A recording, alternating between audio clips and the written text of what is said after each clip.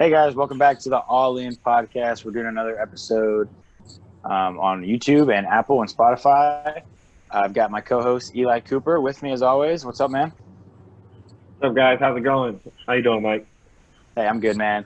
I'm the other co-host, Mike Badzik. If you're watching on YouTube, there's two other screens with us. This is the first time we're doing the quad pod. So we've got Shawn Turner, former guest, one of Yo. the first guests we had on the All In pod. What's up, Shawn? Hey man, glad to be back. What's up, guys? How Hey, y'all doing? we're happy you're back. We missed you, man. It's been a while. In the other screen, we've got Todd Fetzko. His third time on the pod. He's becoming an NBA guy for us. So what's up, Todd? Let's go. What's up, guys? Good to be back. I'm proud to be a member of the Quad Pod. That's right, yeah. Todd on the road is becoming a common character on this show. Todd on the road. So we've got... You need a segment in there. Yeah, right. So we've got a lot to talk about today. The reason we wanted Shawn and Todd to join us, we are first going to talk about this whole NBA situation with the players. They're discussing now, they made a deal with the NBA, and it seemed like they were going to be coming back, but now it seems like some players are emerging and leading some dialogue, whether or not they think that's a good idea with everything going on in the social justice realm. Maybe they think they should focus their attention there and not return. So there's been a lot of conversations with the players. So we're going to touch on that. We're each going to give our opinion, what we think the players should do, or at least maybe try to understand it, maybe take a deeper dive and make sense of what they're thinking or what would be a better option maybe. So we're going to each take a crack at that. And then at the end of the show, we're going to talk about the format that the NBA did pick. We haven't talked about it yet since it has been announced. We've had some guests on recently, so we haven't had a chance yet. So we're going to dive into that, kind of give some predictions about how we think it might end up going if it does happen, if the players do decide to play. So we are going to start with the proposal and the dialogue that was started. Apparently Kyrie Irving, who is the vice president of the NBA PA, he led a call with Chris Paul, Kevin Durant, a lot of high-profile guys. I think there was over 80 players on the call. And the idea was, are we sure we want to come back?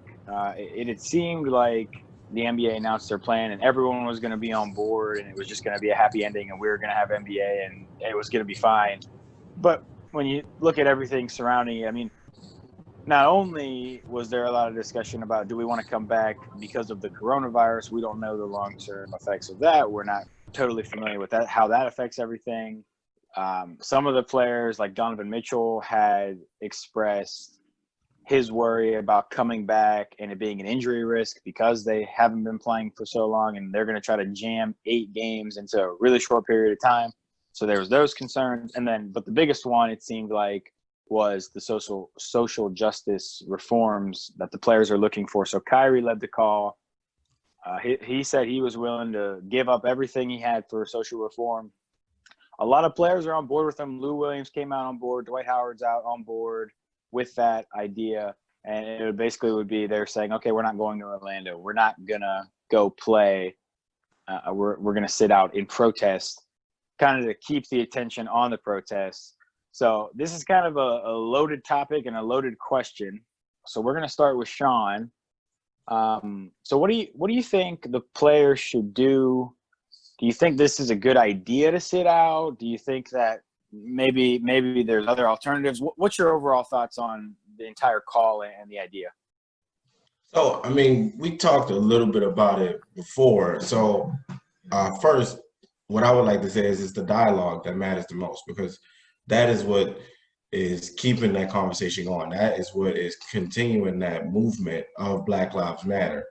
So when I take a look at it in retrospect of what Cap did, what Cap pretty much did was pretty much sacrifice everything. Now, of course, he was a little bit more well off and he was able to get like deals and things like that to be able to provide for his family and such. But essentially, he pretty much risked his entire career. He was literally sacrificing it all for that cause. And it wasn't because Kaepernick necessarily was experiencing racism day in and day out. It was for the people that he knew were. So that's who he was speaking for. So when Kyrie says that, I mean, it kind of is along the same line. So it kind of resonates.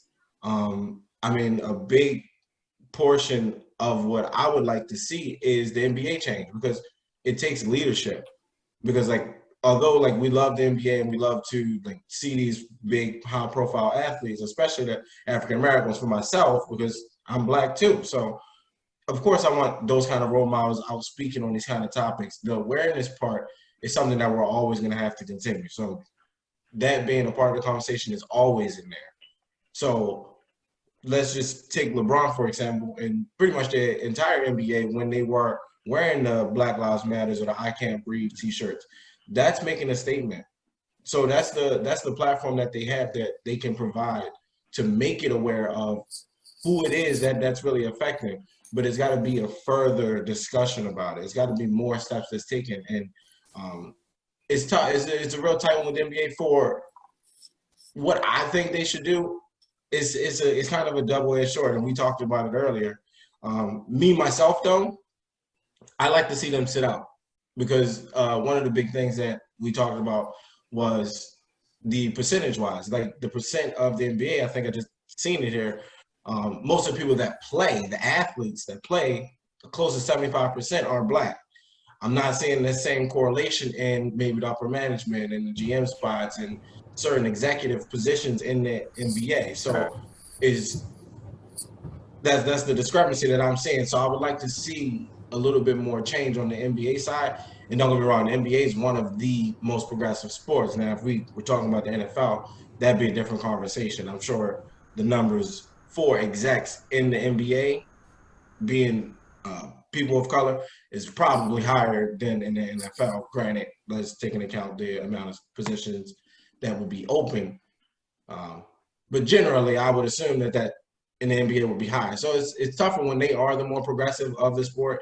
And the reason that I understand what Kyrie is saying is because of the distraction part of it. Now, of course, we all understand that LeBron getting up there, and I'd say LeBron on, speaking of the NBA, I'll just NBA. So the NBA players, with that platform, they can make this a global topic. Of course, them coming back and being able to share maybe not even their experiences or their family's experience or their friends, the people that, that they kind of came up with, and anybody's story. They can obviously help with that. So I don't want it to get lost that there's no positives to them coming back. There's absolutely positives. There's tons of positives. You get people to donate. The more people that are aware, the more people that can start having that discussion. So the thing that I was kind of honing in on is, it is great to have the NBA back and have that platform back, but what has the NBA changed? And that can be difficult, obviously, with it being in the middle of the season, but I want to hear more about what you plan on changing or what you have to implement or what you're game planning on, instead of, we just let our athletes speak up for what they believe in. That you should do. That's not anything that's like, oh, you should get a pat on the back. No, you should let people speak up and stand up for what they believe in, especially when they're being oppressed. So I think they're really, really lenient in that. And I don't want to use the term lenient because you shouldn't have to allow me to believe in what I believe because you're my employer. Right. So it's great that they do have that platform and they can use it how they want. But at the same time, I also want to see a little bit more progression, because that's what the conversation is about. It's about who's actually willing to give up that power to actually get it set up to where everybody is actually equal. And that's the tough part. So that change that comes into women policies, hiring more people of color or Black people for not just only the tax break. You obviously want qualified individuals, and I'm sure there's some guys out there. So do a little bit more of that. You know what I mean? So that's kind of how I felt. Then I seen Dwight Howard kind of followed up with that too. And was it Steven Jackson? I believe. He also followed up with that. I mean, I feel like it's a tough situation because there's never a time to stop kneeling, because these situations still occur. We're seeing a news article that said that they hung a man from a tree I forget what city it was, but California. out in California. You know what I'm talking about. RIP to that gentleman. Condolences to his family too. But I mean, like stuff like that, that's still happening. So no, I don't think there's never going to be a time until change is upon us, a time where there's time to stop kneeling, because that's making people aware. Why are you kneeling? That's going to open up that conversation. So it's our responsibility to then come up with the plan, because for a plan that it looks like, or that it is now, is that primarily the people that are working or doing the legwork are Black, and the people that are benefiting the most off of that are these white owners. So no, I'm not expecting you to come and just tell all the white owners to sell their team, but I do want you to implement something into your business that shows me that you want to move forward, that you want to progress, that you want to move past that. So that's the thing on my end. So I lean more towards Kyrie and them side of it. But do I also see the other side of it, to where these big athletes are using their platform to make more people aware? Absolutely. And the other part that I kind of also touched on is fantastic for the NBA, because they give so many, especially young Black athletes, an opportunity to do stuff that they never thought they could do. They could travel, they play on different teams, you know what I mean? They also get an education. So that's another part. But when you talk to younger kids, they're not telling you, oh, I want to be a NBA team owner, because that's not something that they're necessarily capable of dreaming of, because you don't have any. I mean, you have Jay-Z, who's a part owner, but you don't have any Black owners of an NBA team. Michael Jordan's the only one. And Michael, you know what I mean? So it's tough for people to say, or tough for young kids to be dreaming of that, but they don't have much of that. I always say, for the role models that you have, like myself, when I'm growing up, I told you a little bit earlier about cartoons. Who are the Black cartoon characters that I have to look up to? There's not many. So it starts when you're a kid. And the reason I touch on that is because, yeah, I do want my kid to grow up and be an NBA player if he can, but that's not the only thing that you can do. I also want you to use your brain, be educated, be knowledgeable, because not everybody, like, you can simply just not be as gifted as that next man. And then if that does happen to you, then what do you fall on? So it's nice to have those role models like LeBron James, like Kyrie Irving standing up, Kaepernick, them guys. It's fantastic. But we also I want to have some guys that are doctors, some guys that are firefighters. Those guys are important in society in general. So that's what I would like to see kind of develop and give young Black kids more of an idea or role models that they can look up to become. Because you can do more than just be a basketball player. You can do more than just be a football player. You can be a lot more things. So I think for the NBA to kind of tie it back to the NBA, if they're making kind of policies and changes in how they do business or who they fund in a political campaign, because you know we have something coming up, that can affect change too. Because me and Eli spoke a little bit earlier about how they can affect change. That can affect change too, not just because you hire this Black man for this job. That's going to trickle down. That's going to eventually get down to the people that he came up with, which is why a while back when they were talking about, I believe it was LeBron and his agent, was it not? Yeah, Maverick Carter, And I think they tell him that he couldn't be his agent or something like that. I forget. Yeah, he's faced a lot of criticism for the guys he has around him, Rich Paul, Maverick Carter, guys he grew up with, and they're not always registered in a certain way that some of these other guys are, but capable of doing the job. And LeBron picks them, but then he faces backlash. Yeah, and I'm sure that's something that LeBron is more than fine with living with, because he might mess up. But this is a really tough case because LeBron's the best player in the NBA. But yeah, he still touches that family by giving that man a job, and they touch their family even more. You know what I mean? So it trickles down. Like you can see the effect in that. So what I was saying is I would like to see them implement something or some change or show some change that they're looking into. Because when companies usually put out statements, it's about, oh, this is what we've already done and that is that. No, you can tell us, like, because you are the point of it is you obviously don't understand what's happening, which is why we need to talk to you about it, which is to help you understand. And if you don't have any pressure being applied, you have no need to change because you're the one making the money. You're the one benefiting the most off of it. So to show you the injustice that's going on, have a conversation with people. And I'm sure there's people in that corner having conversations, but the real ones is the ones that I'm talking about, the ones that actually are going to bring change that you can implement into your company to relinquish some of that power. And the power and the money is really I think, like kind of the heart and soul of it, because the more money, the more power you have, or the more power you have, the more money you make. So it's about relinquishing some of that to actually level the playing field out. That was my take on it. So, I mean, I like both sides. It's a real tough one, but if I had to go with the one I would do, I would lean more towards not playing or sitting out, because in the distraction aspect of it, we live in a society where things are really only hot for the moment.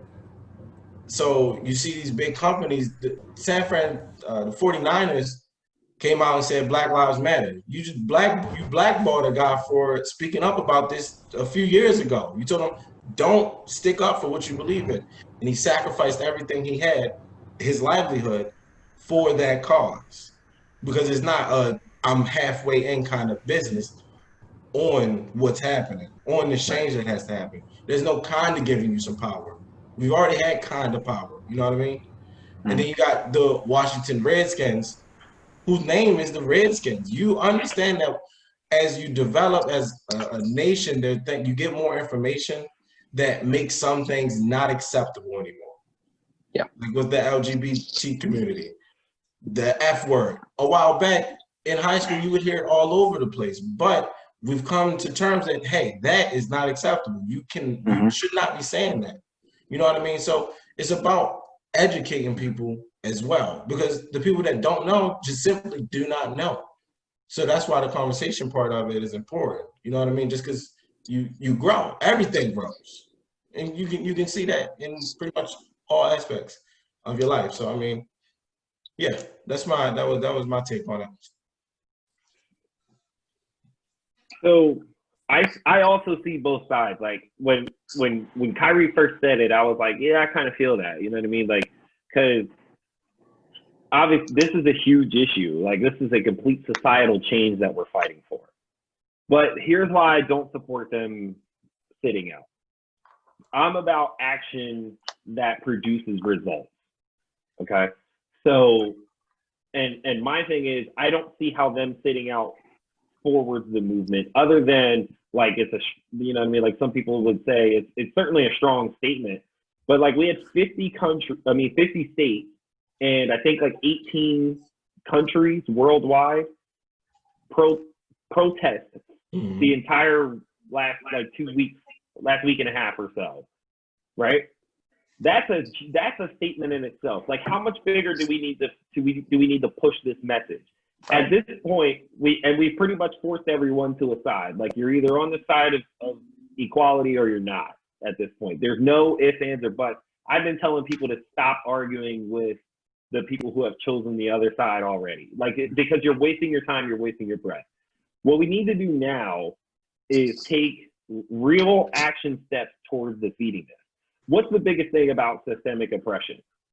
What's the biggest thing? It's the money. Like, this is a financial fight, you know, at the end of the day. That's what this is built on. Because systemic oppression, of course, obviously it's about race, but it's about the powers that be profiting off of our low-cost labor, whether that's in exploitation, prison, minimum wage job, right? It's exploiting our labor, which I guess you could say that the NFL and NBA kind of does that to an extent.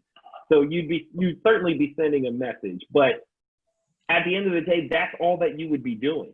Because, like, they can't, as of right now, them sitting out is not going to get them more black owners. I don't know that there's anything that they can do to get that. You can't force them to sell a team other than, the Donald Sterling case, and no NBA owner is ever going to make that mistake again. So that's not going to happen. His hand on that one. Right. You know what I mean? And then you're talking about black you could probably get some more black executives in there, but like how many realistically can you get into 30 NBA teams?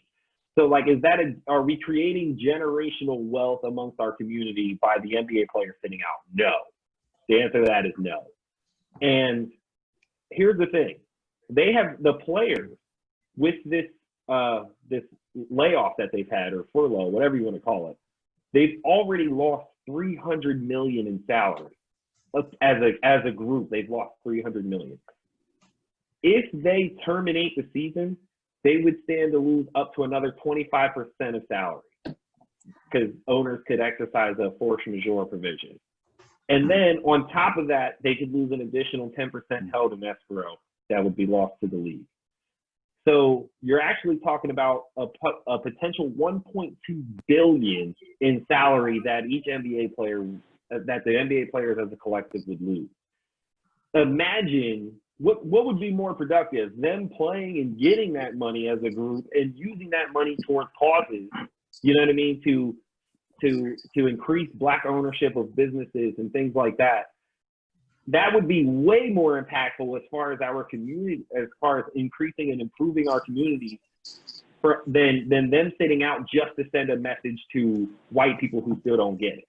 Like, at this point, even if you sit out, they're not going to get it. They're just like, you know what I mean? They're just going to call you crybabies, or, you know what I mean, say that you're whining and things like that. That's all that they're going to do. It's not going to change anyone else's opinion at this point. They've already set that in stone.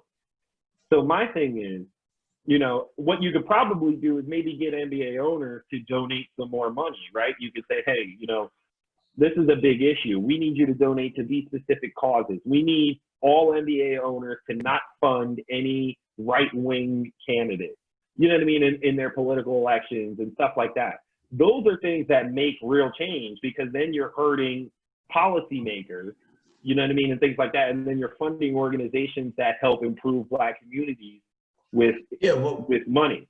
Real quick, for that, I get that, because like obviously the people that you really want to tackle is the people that are making the most money. Those are the people that are really empowering, like you said earlier, like banks. That's something that we would have to address too. But what I'm saying is that first person, because one person didn't go out or went out and protest, another person has the courage to protest. And then that's where the strength in numbers come from. So not necessarily, what I'm saying is not necessarily maybe the NBA risking it. That's what I'm saying. Like it sounds really, I'm not sure. Yeah. It sounds really out there. It sounds like a really crazy idea to do, but that sacrifice cannot just be done by Kyrie or a group of his allies. It has to be something that is unified. So sports is probably one of the larger incomes into the U.S. One of them, I would say. If we could include like NFL, not just the NBA, but like all the sports, all the revenue that the sports bring in. Sure, it's a big industry. That first person taking that initiative to not completely restructure your entire business, but to kind of restructure some of the things that you have holding some people back, can put some pressure on these other places, because those employees that they have, and these are the NBA players I'm speaking to now, those employees had that courage to sacrifice it all. So if these guys that are making a lot of money are willing to give that up, and that obviously brings up a lot of controversy with guys that get to have on that minimums and not a really high salary cap, or real high salary. I'm sorry. It just shows that United, you actually run the company. You determine how well the company does. You know what I mean? Which is true. So like if they were planning to sit out and just say, we want to take back control of the sports industry that profits off of our labor. So if they stop playing, and in order for that to work, the NBA players would have to do it. The NFL players would have to do it. MLB would, well, maybe not MLB because that's not a predominantly black sport. But you get what I'm saying. It's a predominantly black sport. If they went in collectively and said, we're not going to play for white ownership anymore, and then started their own black leagues and said, look, we can do it without you. That is generational change, because then you're talking about, 30 black owners in all these different leagues. You're talking about all black executives. You're talking about black coaches. Like, you're talking about black money staying black. That is a huge change. That's not what they're trying to do here, though. Like, no one has brought that up. No one has thrown that idea out here. And I said it on Twitter earlier today. We have the black people have the seventh largest economy in the world. For those of you who watched episode 11 with the great Jeff Moore, he gave us that information. The seventh largest economy in the world. And what ownership do we have to show for it? I posted something in our group message today of local businesses in New York. The longest list of type of businesses that was on there was hair care, salons, and barbershop is what we have to show for the seventh largest, which means we are getting money. We're getting money, but we're funneling it right back into the people that are oppressing us. Yeah. So if the plan was, let's sit out and form a way to start a new black-run NBA, I would be all for that.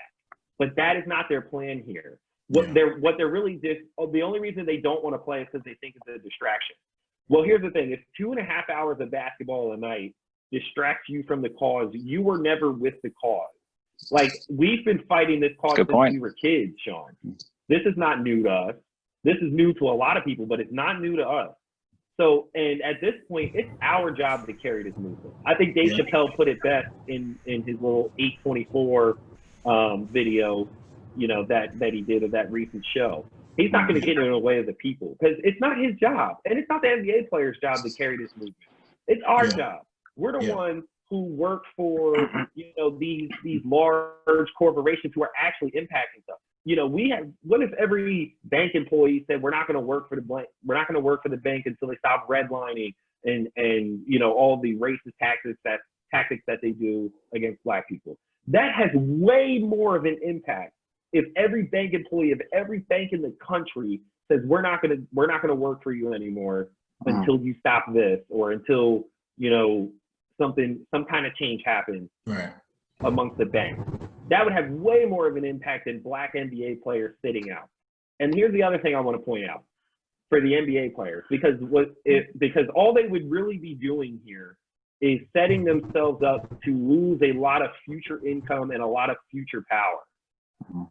Because they're going to stay in the NBA. They have not organized enough to start to separate from the NBA. What happens is the NBA can cancel the CBA that they're under currently. They already have the ability to opt out in 2022-23. That could be moved up if they sat out because of all the revenue. And I guarantee you the 50-50 split they're getting right now would be gone. And that's the biggest leverage that they have, is that they 50-50 split their revenue with the owner. So I would 100% expect that if they sat out these last 3 months of season that the NBA has prepared for them, the owners are going to say, no, we're not giving you 50% of revenue. Yeah. So that would drastically hurt a lot of NBA players' pockets, which a lot of their money trickles down into the black community through their charities and things like that. I think NBA players probably contribute to the black community more than any other black athlete. So the cause has to have purpose to me. If you're going to sit out, make it a monumental change. Make it, all right, we're starting a black-run NBA. It's no offense to you guys, but we want to keep the black dollar black. That's where you start bleeding the pockets of corporate America, you know what I mean, and the people who are oppressing us. That's when that happens. Or if the NFL players because you mentioned Cap still played. Let's remember that. Cap still played when he was on this crusade. He lost his livelihood. But if after he didn't get signed, and every NFL player came out and said, we're not going to play until you sign cap.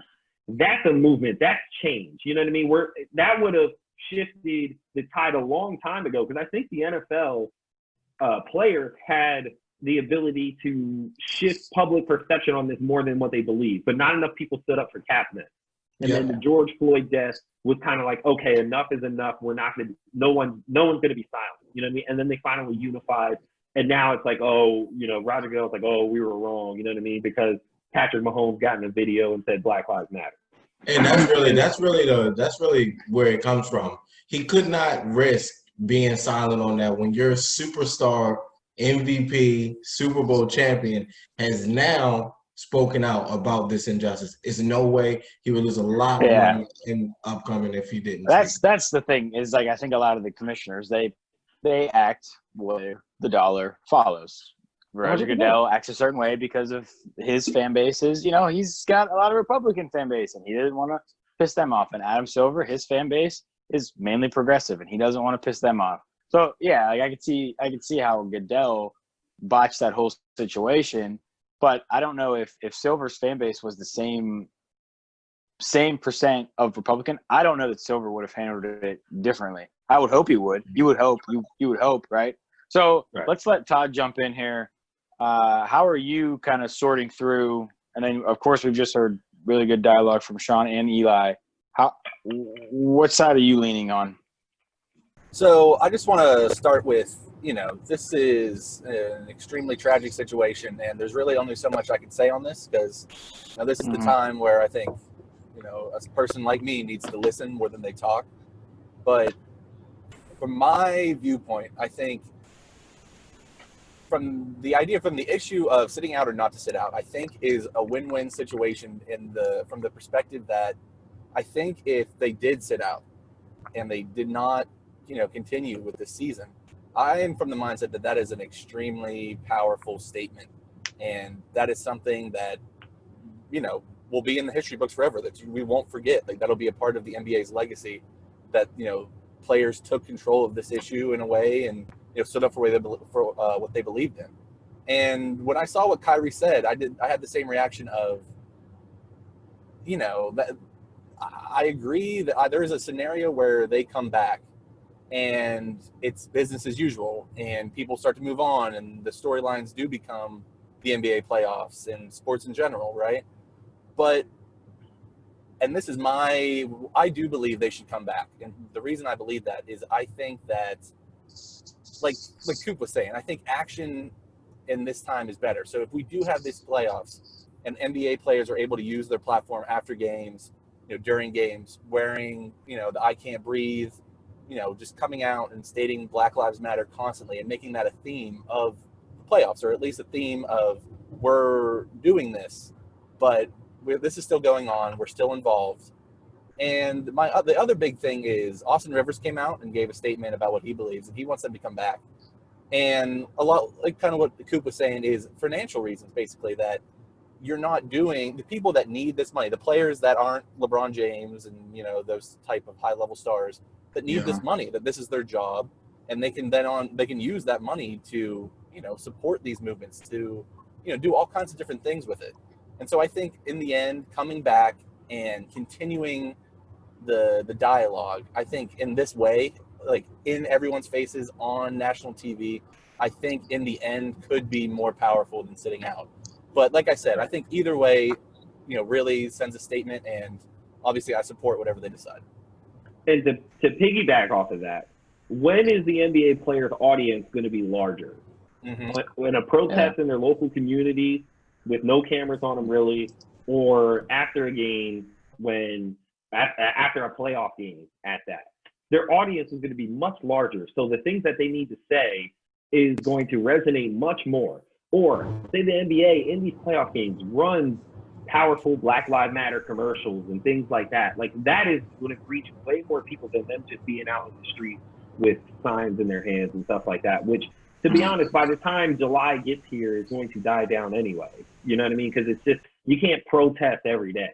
You know, it's never gonna last that long. And honestly, we don't need it to last that long. We have other things to focus on and worry about. So, you know, And the other thing is, you know, when it comes to, we're talking about, you know, sending a message, I don't know. I think we're beyond, like I said, I think we're beyond that point. I think it's time that we take action steps. And, you know, say we take that 1.2 billion, say we take half of that and we use it to fund the start of like real important Black businesses, like a Black grocery store chain.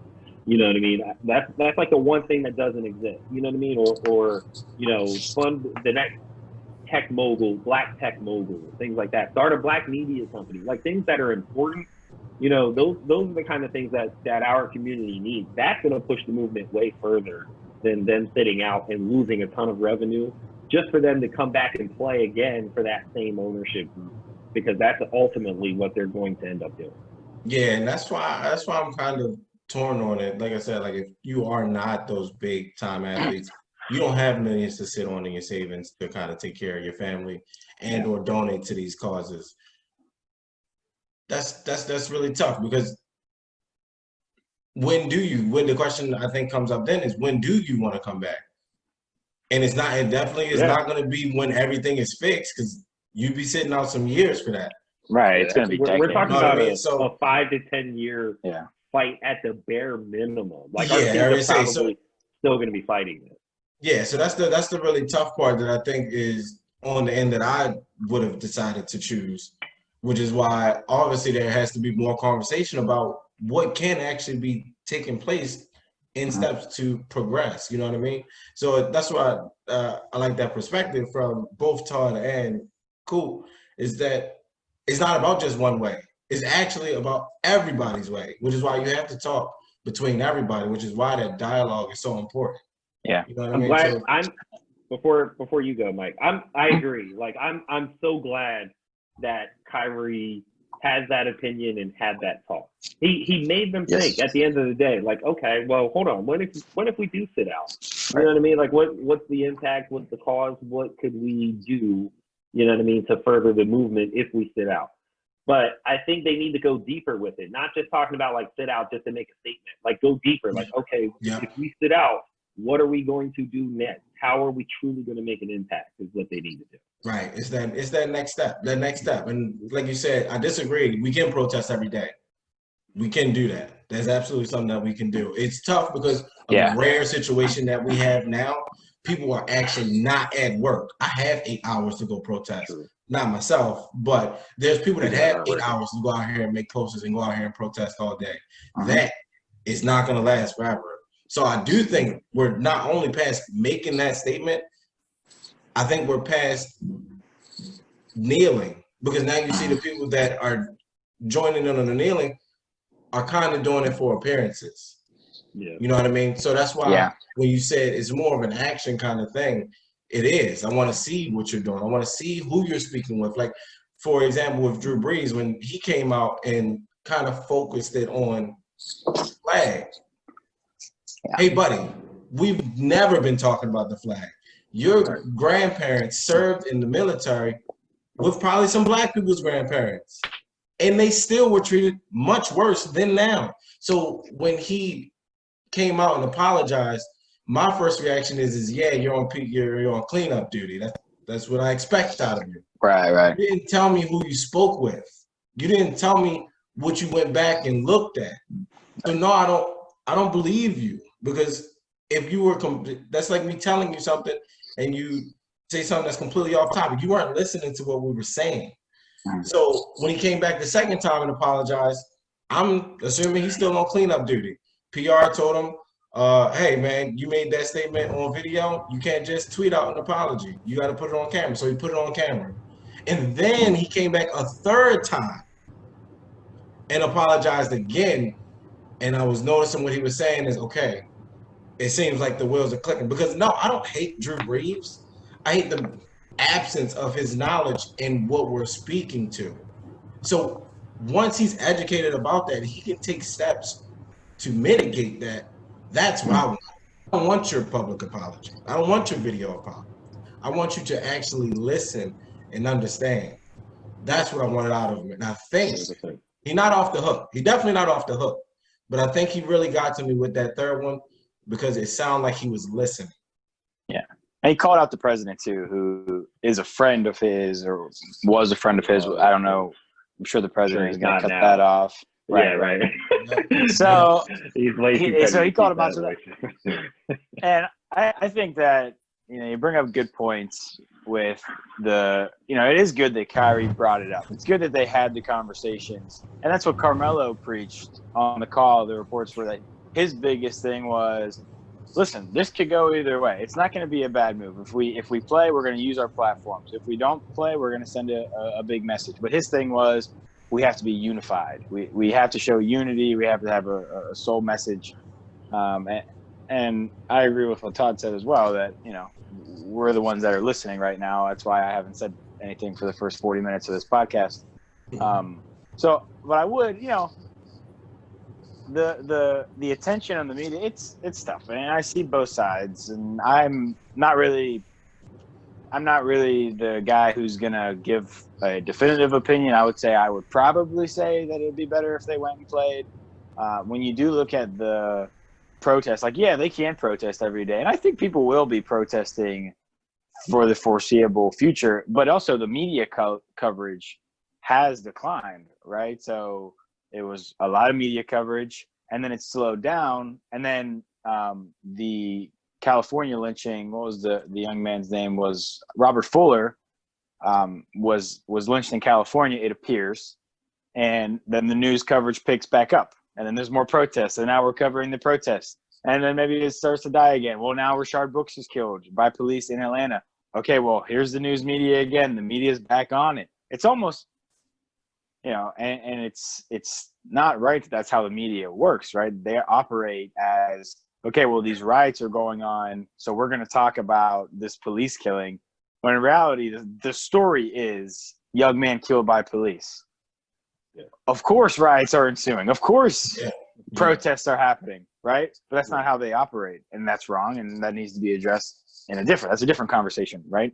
So when you talk about the NBA coming back, on one hand, if they come back, they're going to have a huge platform. More people are going to be watching the NBA than any time ever. We look at the ratings for these sports as they're starting to come back. We had talked about the Bundesliga when they made their return, up 700% in viewers.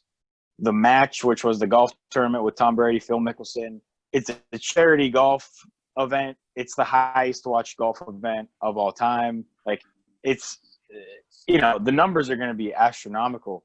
So you could say that when they come back, they're going to have this huge platform and they're going to do all this stuff. But in the same breath, you can say, well, yeah, they're going to have this huge platform. Yeah, they're going to have this opportunity. But is it going to fall on deaf ears anyway? Is it going to, hey, we're Black Lives Matter, I can't breathe shirts, everything. Well, guess what? If I'm a Trump guy and I'm watching the playoffs and I'm watching LeBron, I'm enjoying the game, I'm loving it. Game ends. He gets up on the podium. Black Lives Matter. Okay, I'm done. Game's over. I don't care. Game's over. Yep. I watched the game. I enjoyed it. So that's the argument against it, that might not be as big of a change. You would hope that people would have the open-mindedness to give it a listen. Unfortunately, I think a lot of people already have their mind made up on a lot of that stuff. And so the counter argument would be, okay, well, if we sit out, if we don't come back at all. Well, I'm not sure that if you don't come back now, you're not going to get the change you want right now, right? Yeah. There's not going to be more black owners next year if they sit out the rest of this year. There's not going to be more black executives if they sit out for the rest of this year. You can hope, you can ask. I just don't. It's just kind of hard to see that happening just from this year, just from them sitting out this. It probably would be about 50, 60, 70 games total, them sitting out. But what it would do is you'd say to your owners that you do have now, hey, your product, basketball, NBA basketball, is in huge danger. Use your money, use your power, do your lobbying, because they're the ones who can affect change, right? Like we've talked about this. Is something we talked about with Jeff Moore. In America, the power is in the dollar. If you can go to your owner as an entire team and say, if I'm the Chicago Bulls and I go to Jerry Reinstein and I say, guess what? You don't have an NBA team anymore unless you want to go pick up a bunch of college and scrubs because we're not playing until you use your money. You use your ginormous financial platform to try to make change. And when you pull up with receipts, then we'll pull up and play. But until then, we're not going to. So that's a legitimate option. Now, again, though, they do that. These players, they're not all rich, okay? You have a select few who make max contracts and they're rich. A lot of these guys, even if they're making, I mean, think about it. And you know, the thing is, you say, oh, well, they all get paid millions of dollars. They all get paid $100,000. Well, they also retire when they're 29, 30 years old on average, right? So that's a long, it's not exactly. And they typically, they're not. Go ahead, Sean. No, what I'm gonna say, they typically have finances that they have to keep up with. They have people that they're taking care of. You know what I mean? Exactly. So big home, $3 million home, and that's, don't get me started on how that's not really that much money for the money that some guys are making. I don't even want to guess what D Wade's home is worth, and he's had a couple of places, but those guys have to pay bills. And like you said, with them retiring early, that's money that they need.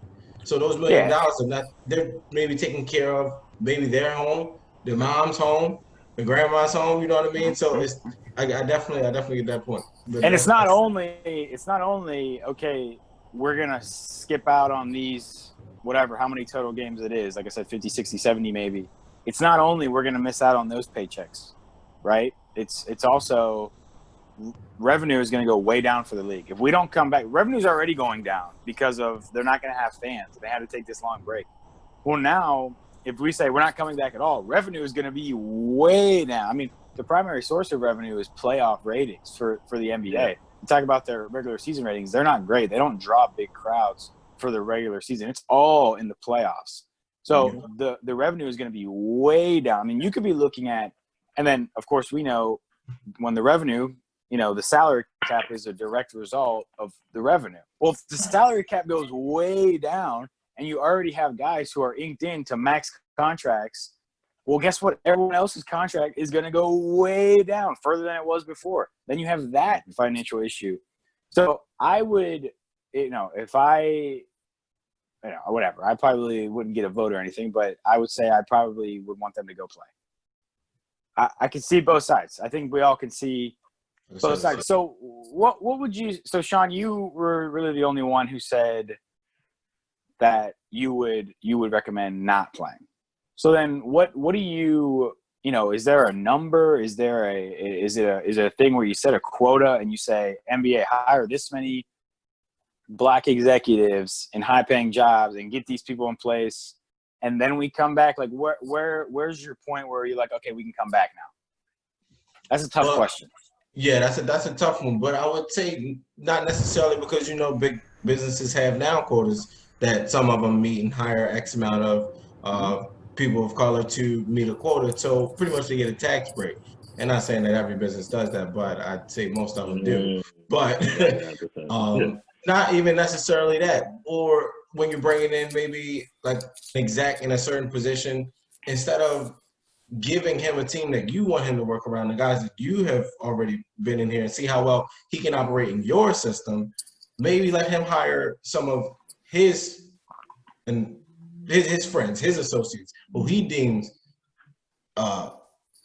intelligent enough to operate that job with them, because that's going to touch the people that he cares about. That's going to get the people that is involved in his life some opportunity to make some, because really what we really want is that generational wealth. That's what we really want to trickle down, to pass on to those communities, so you can provide back to that community, which is why you see so many people calling Gabe. He don't donate to Baltimore because he's not from Baltimore.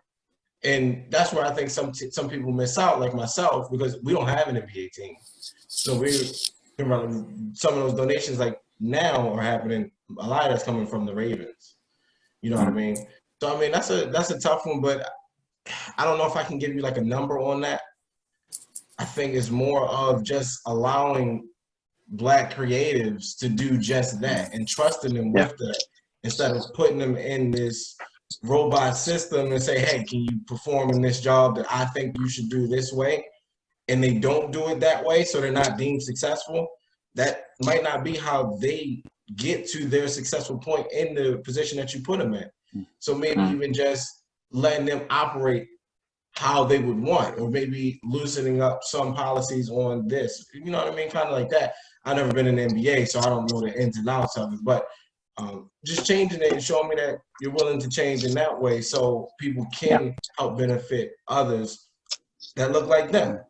You know what I mean? So yeah, that's a tough one though. But that's kind of what I would be looking a little bit more towards of what are you doing? Because like you said, there's in the NBA season, typically you don't have turnover in the middle of the season unless a drastic change has to be made.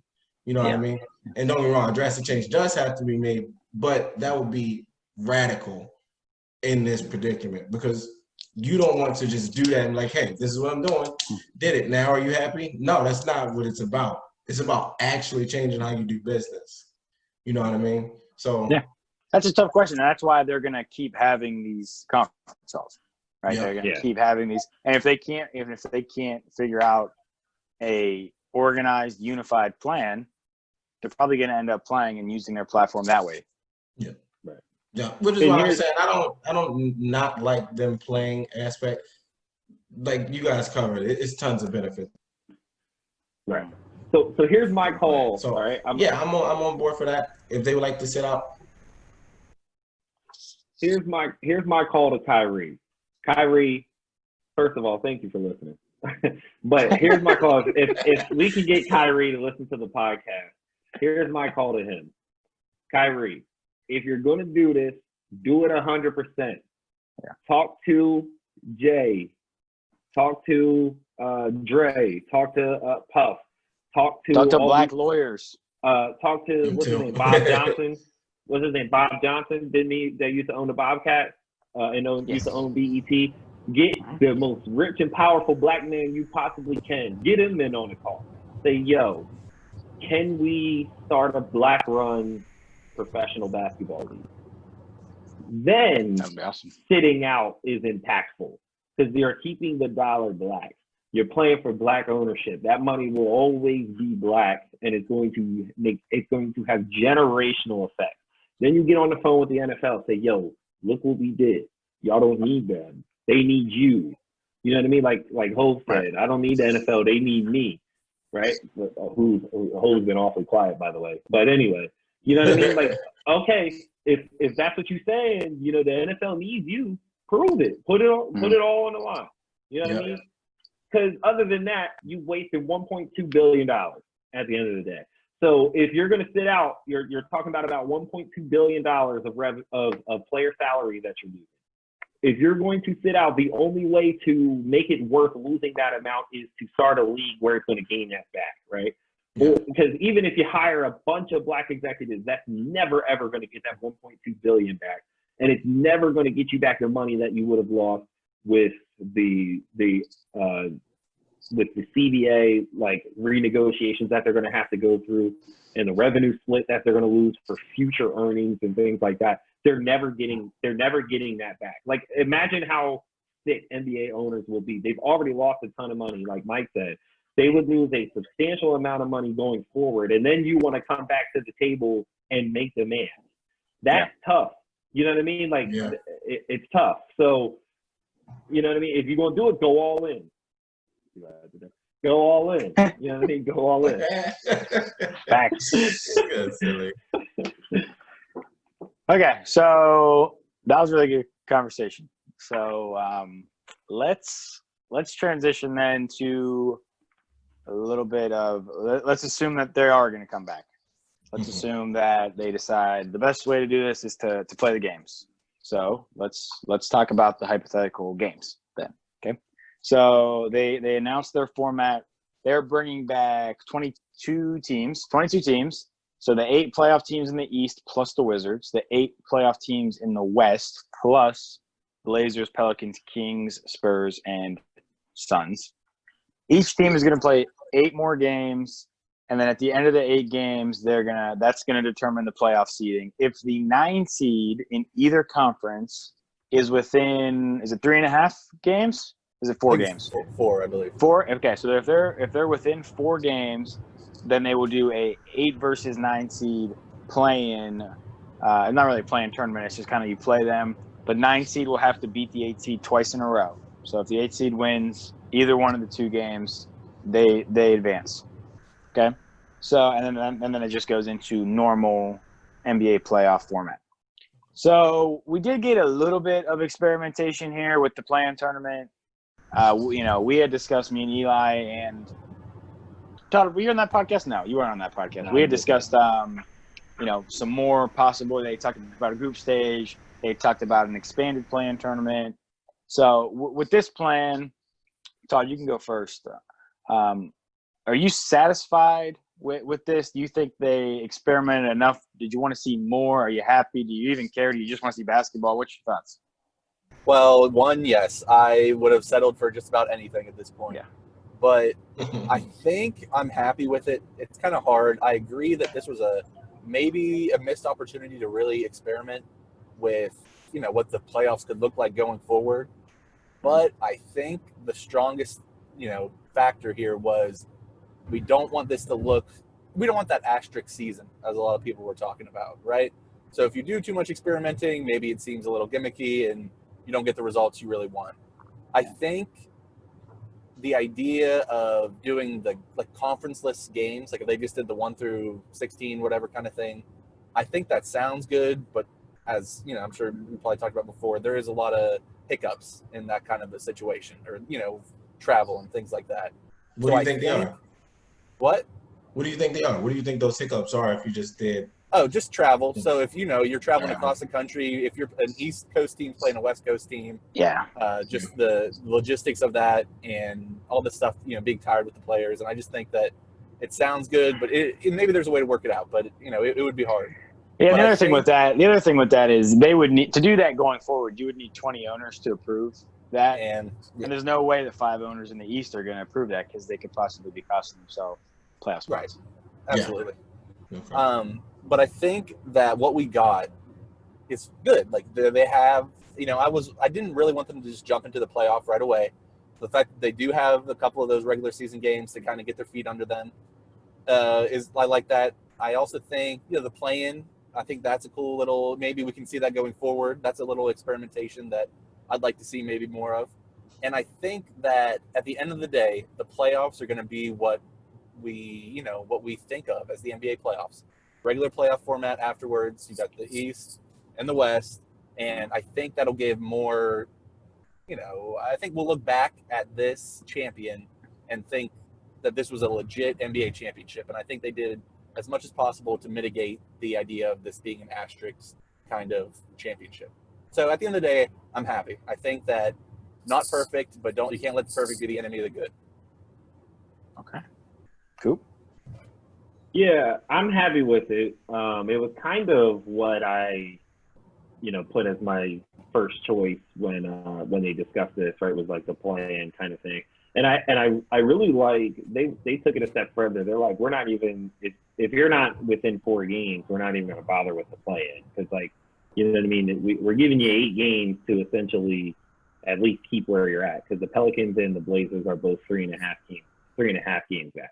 And let's be honest, they brought the Wizards back just to say they did it in both conferences because they don't actually have a chance, I don't think, at getting within that 4-game range. So they really did it for the Pelicans and the Blazers and I guess the Spurs, who have a long shot. But they're like, okay, if you guys can't at least stay within the 4-game reach that you're at, you don't deserve a play-in game, which I think is true. And I also think it gives the Grizzlies a chance to defend, their 8 seed. They earned it up until the point where the season stopped. They get a couple of games to show and prove. And even if it goes under, even if the Blazers keep their gap, they'll get a play-in game and say to show that they were the better team, or if it's the Pelicans. So I like the format. And like Todd said, it avoids any potential asterisks. I mean, other than the people who are going to put an asterisk on it anyway. But to me, everybody's going through the same thing, so I don't see why you put an asterisk on it. You know what I mean? So there's no cheating involved or anything like that. That's the only time I would put an asterisk on a championship, but whatever. So I think it's the most fair way. We're going to end up looking at this like it was the regular NBA playoff. You know what I mean? Just in one location. And things like that. So it was the most fair way to do it. I think the NBA got it right here. You agree, Shawn? Hey man, if you take it to me, I just want to see some basketball, which is funny because I think they just stood out, but I just like watching the game. Like I cannot wait for the guys to return. But like Todd said, it's nice to have him not just throw him right in the playoffs and hey, turn that switch on. I don't know if that's necessarily how you work, especially with how small of a sample size you guys had getting back to your facilities in the first place. So yeah, it's nice to let them get their feet under them. Honestly, I don't care about the format. I don't care what they did. I want to see some basketball though. That's me. I just want to see some ball. That was a big injury concern was if they just jump right back into the playoffs, and not only that, but they wanted to reach 70 games on the majority of their regional TV contracts. Again, it's all about the dollar here. So let's be clear why they did that. But it's going to be cool because there's going to be like 5-6 games on a day during those last regular season games. There's going to be 5-6 games on a day. It's just going to be nonstop basketball, which, assuming that they want to come back, that's going to be awesome. It's going to be awesome to watch. I'm happy with it.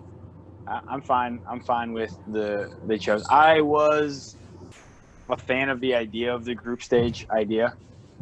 I just think it could have been fun, but I think Todd's right. They wanted to eliminate any inkling that this is an asterisk season. And that's something that me and Eli had discussed on the podcast when we talked about this. How do we make it as legit as possible? So, and they're doing the 8-9 playing game, which is essentially who gets to get swept by the Bucks or the Lakers. So even that, so it's going to be a regular playoff. So let's just do real quick here, and then we'll do some bigger predictions. Who want to volunteer to be swept by the Bucks? Right, exactly. They said, "Oh, me, coach." Yeah.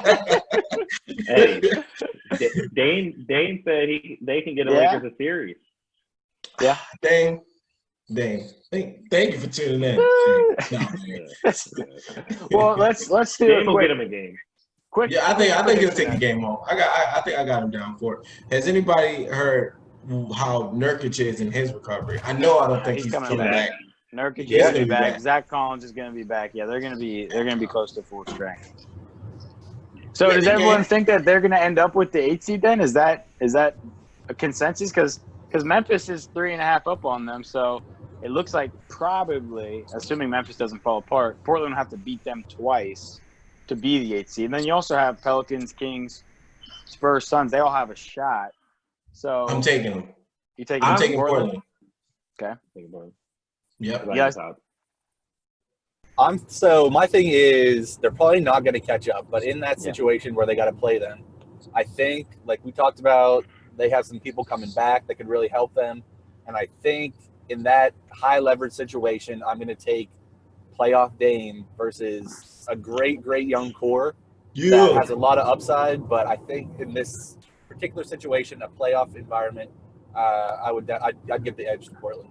Talk to him, Todd. That man knows basketball right there. That's right. That man knows. Listen, here's the thing though. I like that idea. I like Portland as well, but like they're not very good. So, they do. Sounds good, yeah. They sound good, right? When you look at it, and you're like, they got Dame and CJ and Nurkic. They always look good on paper, don't they? It looks good on paper, right? But they always look good on paper. I think they're below 500 this year, so I don't know. Like, and they're gonna have to. They're 29-37. I'm not. I don't know about that. So above 500. All right, cool. No, they're below 5. They're below 500. They're 29-37. They're 8 games below. That's bad. And they're 11-23 away from home, in which all these games will be away from home. So I think that might matter. I think I'd go with Memphis. I don't think Memphis is going to lose twice to them. If Portland even gets within, it stays within 4 games. You don't know. Because Memphis has guys coming back too. Justice Winslow's going to be coming back. Brandon Clark's going to be there. They have a really good core. They do. I'm going with Memphis. I will zig and zag away from you guys. I'm going to be the biggest contrarian. Would you say Portland's got to be underdog, right? What'd you say? Portland's the underdog in this, right? Between Portland's the underdog. Yeah, because they'd have to beat them twice in a row. I'm with that. I'll take that. I'm going to be a contrarian. I'm going to go against everybody here, and I'm going out on a limb. I'm not I'm using a little bit of logic, I should say. That's all you need is a little bit. It's always good, a little bit. I'm going to say that the Pelicans force the play-in game and beat the Grizzlies. Here's why. Here's the only thing I have to hang my hat on that. I don't hate that.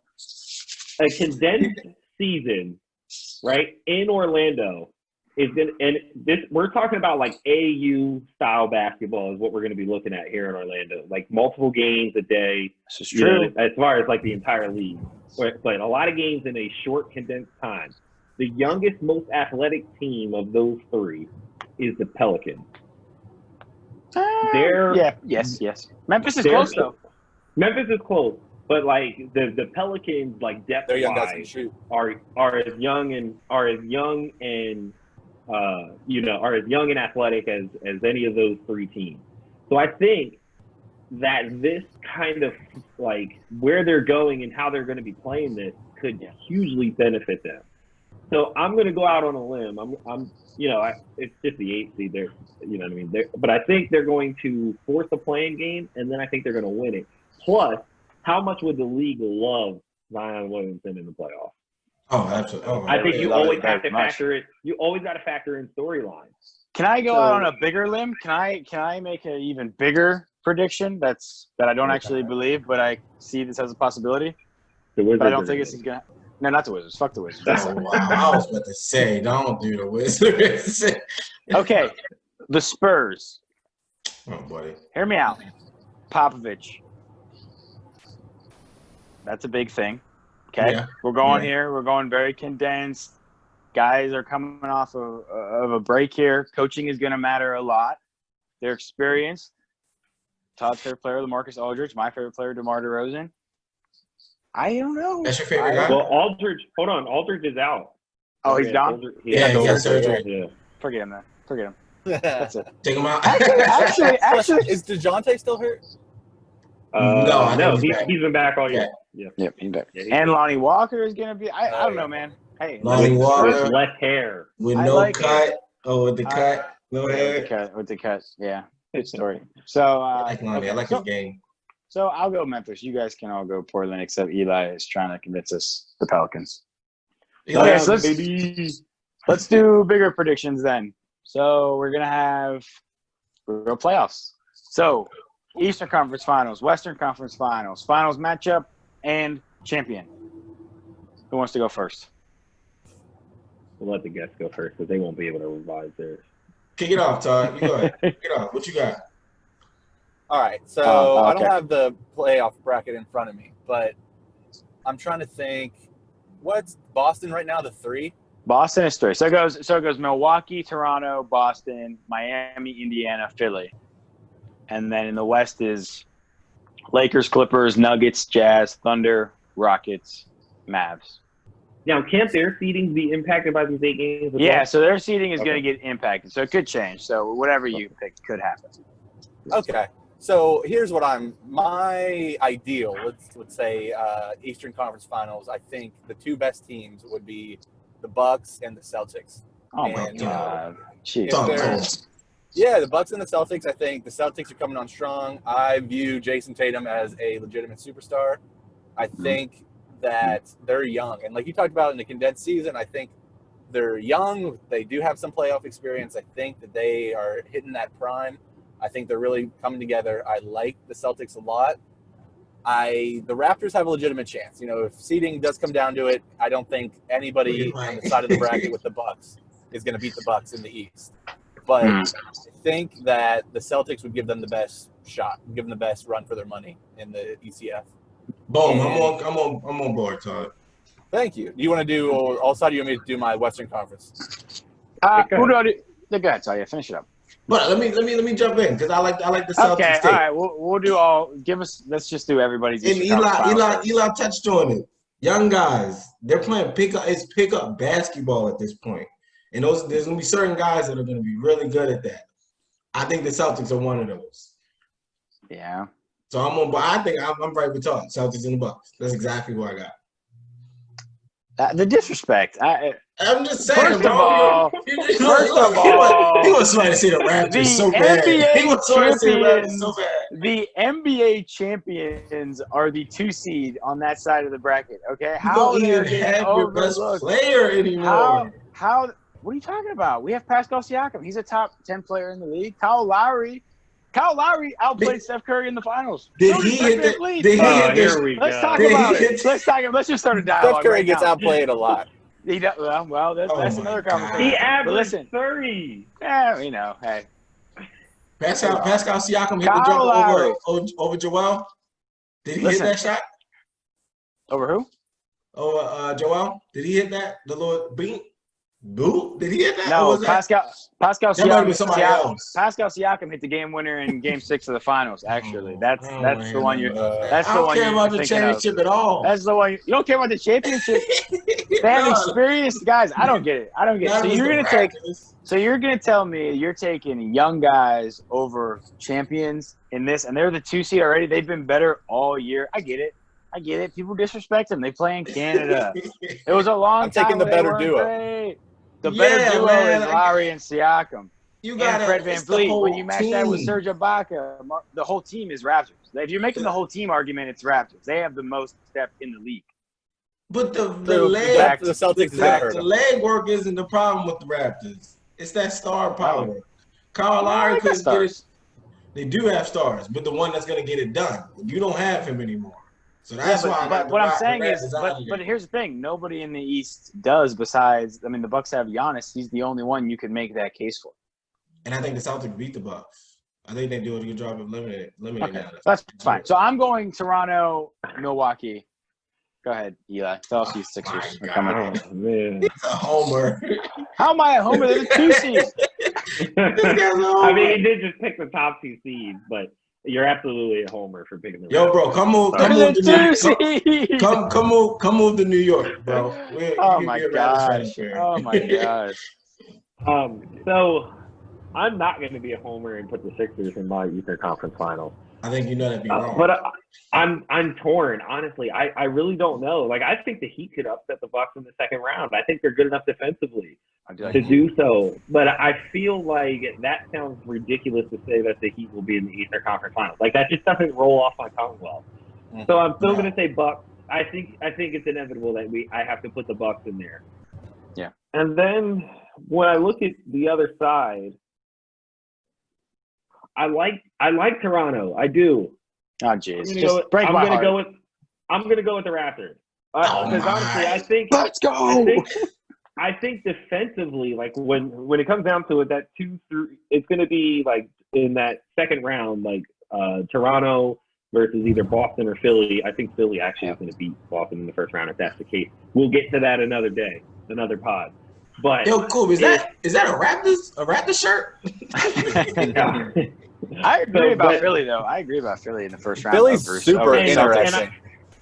And I don't think the Sixers are well equipped to beat the Raptors because that's just not a team we match up well with. So I think it ends just looking at it from how it is now. And me and Mike have the luxury of adjusting this when it gets closer to the time. You guys don't. Sorry. But yeah, just from if the bracket stays the same, which I don't think it'll shift too much. I think we're looking at a Raptors and Bucks final. Just like last year. Same result. It'll be the same result as last year. Oh, buddy. So there's my Eastern Conference pick then. I'll just go ahead and say my Eastern Conference pick is Toronto. Oh boy, who could have guessed that? Well, who do you have? The Bucks? The Bucks? Yeah, I got the Bucks. Yeah. But I will say, just a Philly thing. So, as it's well documented, the home team Philly versus the away Philly are 2 very different teams. And so in this environment, I don't know which version do we get. And I think if somehow we get home team Philly in the playoffs, that's scary. I mean, I think excited to see that. And here's my thing. I think of all the teams that have the best chance in the East, I believe that Philly would have the best chance to beat the Bucks. I agree. Matchup-wise. We are designed to beat the Bucks. We're just not designed to beat anybody else. I jumped in with Charles. Mine's is Celtics. Celtics make it out. You're going Celtics all the way, huh? Yeah. I'll take it. Just because y'all wanted to go with the Bucks. I went with Right. Toronto. Oh, you might pick Toronto. Yeah. Okay, Western Conference then. Who is in the Western Conference Finals, Todd? Oh man, I am salivating. I want an LA Western Conference Finals so bad. LA versus LA. Yeah. All Hey. LA. That sounds like the most fun watching basketball Sounds I like a will have had dream. in a long time. Dream And I matchup, bro. just the idea of that, I hope it happens so bad. But yeah, Yeah. so I do believe it will, though. I believe it will be Clippers, Lakers, Western Conference Finals. Me too. Does anybody disagree with LA? No. No. Okay. I think it's inevitable. No. So then I'd love to see that. let me ask this, and instead of asking who it'll be, what team in the West has the best chance of disrupting that? What team is besides Rockets. those two? You think it's the Rockets? I think this is going to be so weird, and with the small ball and putting up threes, I think what is that? A shooter's chance, whatever it is. I think they have the best chance of like getting hot and making it happen. They're the only team I could see. They're the only team I could see, like, because just the other teams play a similar style to the Lakers and Clippers, and they're not going to beat them in that style. The Nuggets, the Jazz, the Thunder, they all kind of do similar stuff, but the Rockets have an entirely different approach, and this is just that so weird of a season that they're the team I think that could be a disruptor as well. And get real hot. Like you said, Lakers Clippers sounds like a dream, honestly. I couldn't ask for a better match. Nuggets, I don't think so. Jazz, I don't think so. They're just not. I don't think they're going to shoot well enough to beat either one of those teams. And matchup wise, besides really Rudy down there, who else you really got? Thunder, I'm definitely going to say no. And then you got the Rockets. And don't get me wrong, I don't love the way the Rockets play, but it's the only one. But it's the only one that play different. And who knows what we get out of this format? Like James Harden could literally turn it up at any point. Like he could just turn into that guy and maybe get that edge. So I think it's tough to pick somebody besides the Rockets. If you're talking about a disruptor, I agree. Because when you're talking about playoff games, sometimes all it takes is your two stars to get ridiculously hot to pull off a win. So if we're talking a disruptor, there's no other team that really has two guys who could take over games like the Rockets. Okay. While we're on the Lakers and Clippers, I want to hear your opinion on Paul George, because I feel like just ranking small forwards. Where do you think he ranks in small forwards today? Top five. Top five? Jeez. Like fourth, I would say. Just small forwards. If we're counting that it seems healthy. high. All right, so we're saying healthy small forwards. He was healthy he KD. finished second in MVP voting last year. That's true. You can do both. Put KD in or That's take true. him out. Take either one. Yeah, with a healthy KD, I mean the obvious. Wait, are we counting Giannis? I was going to ask that too. I don't think we can count Giannis. It's tricky. Because he's like a four. Let's do yes. Yeah. Let's do yes. We're going to count Giannis? Yeah, let's put him in there. Okay, well then we might have to bump him out of the top five then, because then Giannis, Kawhi, no order. Giannis, Kawhi, LeBron are clearly ahead of, and KD, healthy KD are all clearly ahead of him. Okay. Yes. Jimmy Butler. I'm taking PG. I'm taking PG over Jimmy. Oh, I don't know. I think Jimmy. Jimmy's a winner. I think you can go either way. Jimmy's tough, man. Well, Paul George has been to Eastern Conference Finals as the best player on his team. You know what I mean? He's accomplished about as much as Jimmy as your best playoff player. I don't know. Jimmy, he gritty. Don't get me wrong. I like Jimmy, but I would take the length. He's a much better scorer. I think Paul George got a bigger bag, like handle and footwork wise, than Jimmy Butler. That's possible. But Jimmy Butler just got that grit. You know what I mean? Like he don't even really need all the moves. Like he's just such a pit bull. You know what I mean? Yeah. Like, that's a tough one. I don't think Paul George save that for another pod. Like if you switch Paul George and Jimmy, I think the Clippers probably need more shooting, which Paul's offered. But I don't think that Paul George could do kind of what Jimmy's doing in Miami from not filling up the numbers, but just like doing all the little stuff, being the leader of that team, and bringing that grit. I think that in a play. I don't know. I just think it's close. But Can you could switch either one of them. It's pretty close, but I think that What's the over-under?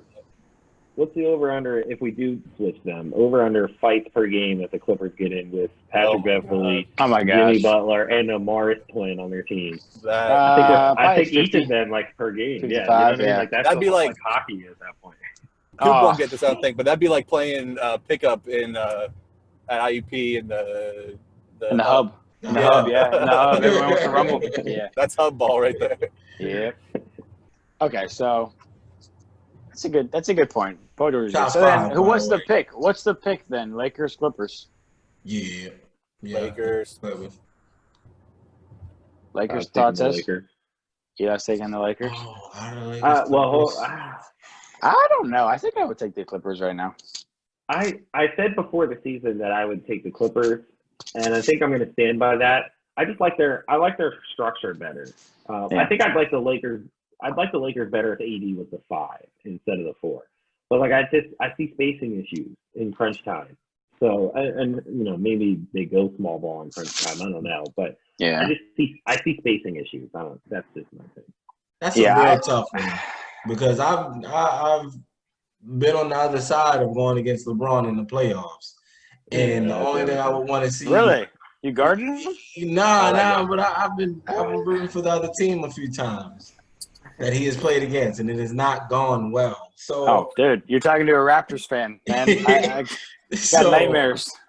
It's tough to see what LeBron would do in an environment where no one else has a crowd to motivate them. I feel like he might just step on people's necks because he's LeBron James. Mm-hmm. So with the format, I could definitely see LeBron just snapping. Who I would pick overall, I think I am going to roll with the Clippers. I'm a big fan of Montrezl. I just really like him. I think he's fantastic. Right. Can I make my Lakers point? Go ahead. Yeah. Give us the biggest thing. Okay, so here's the thing. So, I agree that Clippers are better constructed. I think Kawhi, we did the rankings, and I put Kawhi on over top of LeBron. 1, 2, I think Kawhi is the most, you can trust him the most in the playoffs right now as far as a closer, all that stuff. But my thing is the chemistry issue, okay? So the Lakers' chemistry has been great. They're hitting the high point, and although, whatever, they didn't play. But I think the Clippers really needed to spend that last, quarter of the season building that chemistry. It's been well documented that Kawhi and Paul George have not played. Like the team, everyone playing at once that hasn't happened as much as we'd like to think.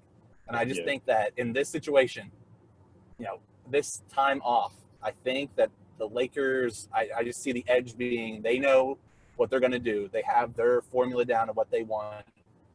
I think the Clippers are still trying to figure it out a little bit. And I think in this situation, that's going to hurt them a lot. And Bron. I think Bron.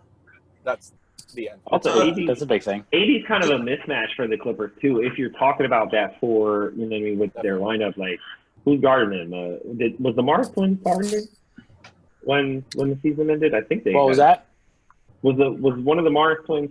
I'm not sure which one it was. With the Lakers? No, one's the with the Lakers, was it? Clippers. Yeah, Marcus is with the Clippers. Starting? Was he okay? So was Marcus starting when the season came to an end? Was he starting? I think so. I think he's playing the 4. I think they're starting. To have him guarding Paul AD, George, Kawhi, and having him on AD, I would love that matchup if I was. I actually am like the biggest Marcus Morris hater in the world. I don't know why they picked him up. Like they should have got a shooter. They should have got another shooter, like a spot up shooter. Now they have Marcus Morris, who's a guy who wants the ball in his hands and thinks he's a ball stopper, right? And he thinks the ball should be in his hands. Now you have essentially 4 guys in crunch time. You're gonna have Lou Will, Paul George, Kawhi, and Marcus Morris, who all want the ball in their hands in the last 2 minutes. I don't love that, but they have Kawhi, they have Paul George, and I think that, and they have Doc Rivers. That matters. I'm still a proponent that coaching matters, even in the NBA. And I think that being in Orlando helps them far more than it helps the Lakers, right? Because if they would have done this 7-game series at the Staples Center, well, that's 7 home games for the Lakers, right? Essentially, yeah. essentially, because the Clippers don't really have fans in LA. So, I mean, even the games where the Clippers are the home games, it would be 40-60 Lakers fans. So it's a neutral site. I think that helps. I think it's a big boost. Yeah. They've been playing well. They have been playing good as well. And, yeah, they got chemistry issues, but they also have guys who lock up. Like, just a laundry list of bulldogs, and that matters in the playoffs a lot. So I'm probably leading the Clippers right now. And the format that they have, do you think the officiating is going to be more lenient? I mean, amplified with the playoffs. You know, they let some stuff slide in the playoffs, and it also being in this kind of fan pressure. Yeah, that's what I mean? You would hope it wouldn't change, but I'm sure that I'm sure a little bit it would. No variation. And another thing, just with the defense, the Lakers have beaten a lot of teams on their fast break points. If they don't get the Clippers running, I don't know how they beat them. That's another thing. Okay, championship picks then. So my finals are Clippers, Raptors, and I think that Kawhi beats us, and I'll take the Clippers. So I'm not totally a homer. You think the Raptors go to the chip? I just laid that out for you, yeah. I'm just making sure you did 10 toes down. I'm just making sure. I'm just double checking. Okay, so you've got Shawn. You have Celtics, Lakers, right? Clippers, Celtics, Lakers. Oh, Celtics, Clippers. Clippers. I'm sorry. Celtics. There you go. Celtics, Clippers. Give me the Clippers. Okay, Todd. You've got Lakers, Bucks.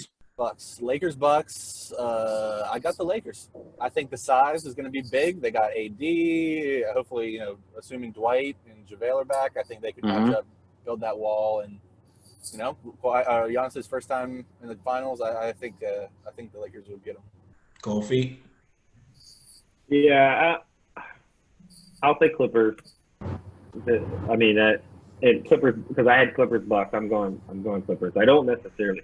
Now that I think about it, I don't necessarily want the Clippers to win. I don't know why, but it's in that matchup, it's Clippers. I hope I get the chance to change that. Senior. Okay.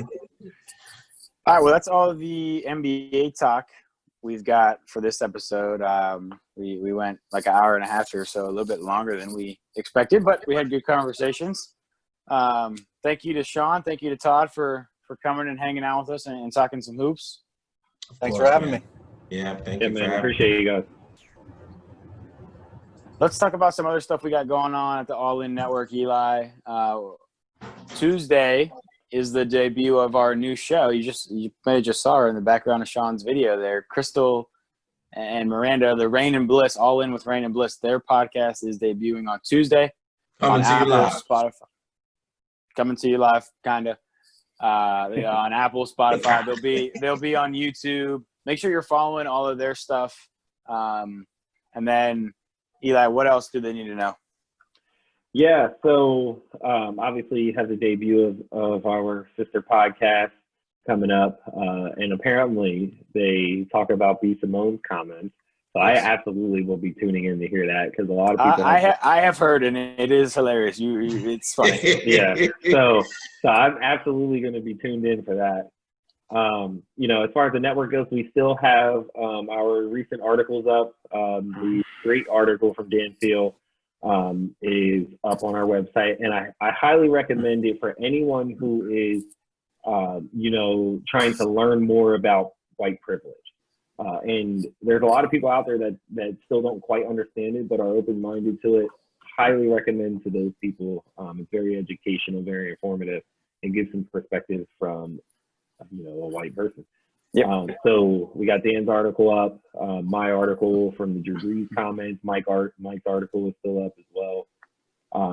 We will actually be having, some new sponsors of the All In podcast, which will be debuting soon on an upcoming episode. So stay tuned for that. And so we got a lot going on.